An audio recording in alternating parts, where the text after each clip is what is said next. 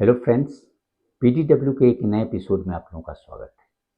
दोस्तों, ईरान के अगेंस्ट में यूएस और इजराइल का जो मिलिट्री ऑफेंसिव 28 फरवरी को लॉन्च हुआ, उसके ऑलमोस्ट 4 वीक्स होने वाले हैं। लेकिन अभी भी the two countries are nowhere close to achieving their military objectives. लेकिन अब ऐसा लग रहा है कि the war has entered a very critical phase and US is planning something big. क्योंकि कुछ दिन पहले, just a few days back, Donald Trump ने कहा था कि now we are considering to wind down operations in Iran, क्योंकि हम लोग we are very close to achieving our objectives. फिर उसके बाद अगर आप देखें कि ये जो स्कॉट बेसेंट और इवन अदर जो ऑफिसर्स हैं, उन्होंने भी ये कहा कि now we are implementing the strategy to escalate to de-escalate, यानी एस्केलेशन उनका ये जो फेज है, उनके ये मान्यता है कि भाई पहले हम एस्केलेट करें and after that we will be able to achieve the objectives. तो एस्केलेट टू डी एस्केलेट, इस स्ट्रेटजी को भी वो इम्प्लीमेंट करें। इसी बीच अगर आप उसके मीडिया रिपोर्ट्स को देखें यूएस के, तो उससे एकदम क्लियर आ रहा है कि भाई इनकी जो स्ट्रेटजी है वो बेसिकली खर्ग आइलैंड को कैप्चर करने की। क्योंकि खर्ग आइलैंड ये समझते हैं कि खर्ग आइलैंड जो है वो ईरानियन इकोनॉमी का लाइफ लाइन है, और यदि हम इस आइलैंड को कैप्चर कर लेते हैं then Iran they will be brought to its needs. और इस स्थिति में Iran you may be compelled to keep open the Strait of Hormuz as well as agree to US terms to end the war. अगर ये जो खर्ग island की बात है, कोई नहीं है। 1988 में जिस समय डोनाल्ड ट्रंप एकमात्र बिजनेसमैन थे, उस समय भी उन्होंने ये आइडिया यूएस एडमिनिस्ट्रेशन को सजेस्ट किया था। उन्होंने कहा था कि भाई ईरान को अगर आपको झुकाना है और ईरान को अपने टर्म पे अगर लाना है, तो you will have to capture this Khargan. Now, when Donald Trump is the US president, he has the opportunity to implement this idea finally. और इस देखें कि 13 मार्च को यूएस ने एक मिलिट्री बम्बिंग भी किया था। उसके सारे जो मिलिट्री इंस्टॉलेशंस हैं खर्ग आइलैंड पे, उसको ध्वस्त किया था, चाहे वो बंकर्स हो या नेवल माइनिंग फैसिलिटीज है या जो other military air defence system है, इन सभी चीज़ों को ध्वस्त किया। लेकिन they didn't touch energy infrastructure, यानी वायरलेस स्टोरेज फैसिलिटीज है या लोडिंग टर्मिनल्स है या पाइपलाइंस है, इन चीज़ों को टच नहीं किया। लेकिन now they are thinking seriously over this things, क्योंकि उनको लग रहा है कि भाई अब लग रहा है कि भाई 4 वीक हो गए, लेकिन still Iran is very defiant mood. तो ईरान को कंपेल करने के लिए now they are trying to resort this last strategy, और इनको लग रहा है कि ये ब्रह्मास्त्र है हमारे, यदि हम ये काम कर लेते हैं तो now Iran will have no option. तो इसी कंटेक्स्ट में अगर आप देखें कि भाई खर्ग आइलैंड ऐसा क्या है, माने इतना इम्पोर्टेंट ईरान के लिए है, और जिसे यूएस अपने बार्गेनिंग चिप के तौर पर यूज़ करना चाह रहा है।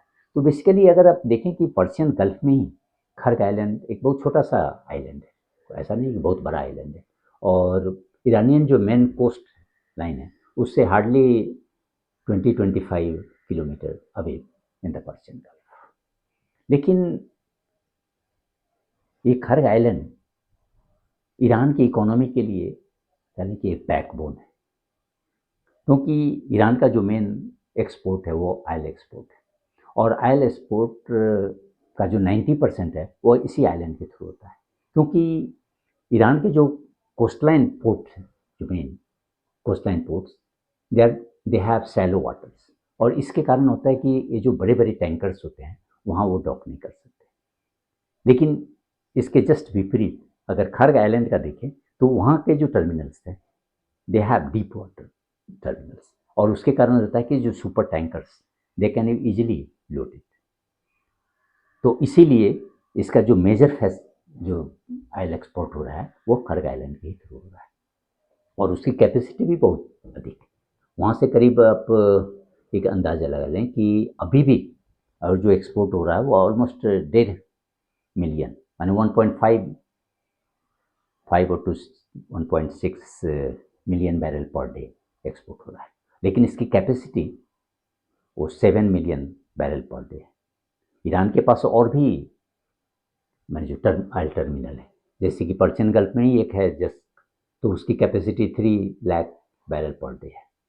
फिर अरेबियन सी में है, अरेबियन सी में जस्ट जो है वो अरेबियन सी में, लेकिन पर्शियन गल्फ में भी एक लवन आइलैंड है, सीरी आइलैंड है, और भी कई हैं, लेकिन उन समूह की अगर कैपेसिटी को मिला दे तो hardly it goes up to 3 lakh barrel per day. तो इसी से आप अंदाजा कर सकते हैं कि एक तरफ जो 7 मिलियन बैरल पर डे जो खरग आइलैंड से जा रहा है, और दूसरी तरफ बाकी सारे से अगर करते हैं तो hardly not even 500,000 barrel per day. तो इसीलिए ट्रंप एडमिनिस्ट्रेशन को लग रहा है कि भाई ये जो बैकबोन है इसी को हम पकड़ें, और इसको एक बार अगर हम कैप्चर कर लेते हैं तो देन ईरान को हम इजीली झुका सकते हैं। और इसके लिए भाई ये तो बहुत बड़ा एस्केलेशन होगा, क्योंकि ईरान को भी है कि भाई ये हमारा ईरान के लिए तो ये भाई स्ट्रेटेजिक पैराडॉक्स कह सकते हैं। एक तो काफ़ी क्रिटिकल लाइफलाइन है, और दूसरी तरफ ये मोस्ट वल्नरेबल भी है कि यदि ये कोई इस आइलैंड को कैप्चर कर लिया तो then it will mount enormous pressure on the Iranian leadership to accept their terms. तो इसलिए इसको स्ट्रेटेजिक पैराडॉक्स भी कहते हैं। और इसी कंटेक्स्ट में है कि भाई अगर आप देख लें कि ये जो खरग आइलैंड है, it is very close to all the major oil fields of Iran, और इसीलिए सारे जो ऑयल फील्ड्स है वहाँ से जो पाइपलाइन के थ्रू ऑयल को यहाँ लाया जाता है, फिर यहाँ से एक्सपोर्ट करते हैं। और एक तो ये दोनों फीचर इसके हैं ही। इसके अलावा जो बाकी इसके जो टर्मिनल्स हैं वहाँ उतनी ऑयल स्टोरेज फैसिलिटीज़ नहीं, लेकिन इस आइलैंड पे करीब 30 मिलियन बैरल्स का स्टोरेज टैंकर्स भी है। तो इन चीज़ों के कारण खरग आइलैंड का इम्पोर्टेंस काफ़ी बढ़ जाता है, लेकिन इसके लिए इतना आसान भी नहीं है। अगर आप देखें कि भाई यूएस का तो प्लानिंग तो है कि भाई इसको हम कैप्चर करें, लेकिन इतना आसान नहीं होगा। इसके लिए यूएस को कहें कि ट्रूप्स और को भेजना पड़ेगा, काफ़ी हेवी मात्रा। ये नहीं कि हाँ अभी जिस तरह से आप बम्बार्डिंग कर रहे हैं एयर स्ट्राइक, उससे काम नहीं बनने को। आपको वहाँ you will have to send troops on the ground, और वो इतना आसान गेम नहीं है। हालांकि अभी US has already sent 2500 marines to this region. Maybe after some time, or it will be followed by another 2500, यदि यूएस का ये जो प्लान को एग्जीक्यूट करना पड़ेगा तो। लेकिन आप देखें कि भाई यूएस का जो ये प्लान है, अगर एक खरग आइलैंड को कैप्चर कर लेता है और वहाँ ये जो ऑयल एक्सपोर्ट का डिसरप्शन होता है, तो इवन पार्शियल डिसरप्शन, जैसे कि एक थिंक टैंक है centre for strategic and international studies, उसके हिसाब से even partial disruption can lead to increase of $10-12 per barrel. और यदि फुल डिसरप्शन होता है तो then there will be a huge surge in global oil prices, it may go up to 130 और 140। तो उस स्थिति में आप देखें कि ये जो ग्लोबल इकोनॉमी पे क्या असर पड़ेगा, और ख़ास करके इंडिया जो 85% अपना ऑयल इम्पोर्ट करता है, और even China will be the immediate casualty, क्योंकि चाइना जो ईरान का एक्सपोर्ट है उसका 80-90% तो चाइना ही के पास जाता है। तो अगर यूएस वहाँ टेक ओवर करता है तो it will be able to mount pressure on China also कि भाई हमें कोऑपरेट करो ईरान को मैनेज करने के लिए। लेकिन ये जो इमर्जिंग इकोनॉमीज हैं और खास करके economy like India which is heavily dependent upon oil import, they will live in a serious trouble. और इसीलिए अगर आप देखें कि बात ये बहुत ही इम्पॉर्टेंट चीज़ है कि अगर यूएस इस तरह के स्टेप लेते हैं और या यूएस जिस तरह से धमकी दे रहा है कि भाई ट्रंप एडमिनिस्ट्रेशन ने भी ये धमकी दी है कि भाई यदि ईरान स्ट्रेट ऑफ हॉर्मुज को ओपन नहीं करता और if it doesn't stop interfering with the shipping through that strait then it will destroy the energy infrastructure of Iran. लेकिन ईरान का भी है तो वो भी रिटेलिएट करेगा एंड उसका जो रिटेलिएशन होगा वो energy infrastructure of the neighbouring countries, तो that will creates huge problem. अगर इंडिया के लिए देख लें तो वो करीब 40-50% जो ऑयल है, ऑयल एंड गैस, वो यही इसी रीजन से आ रहा है।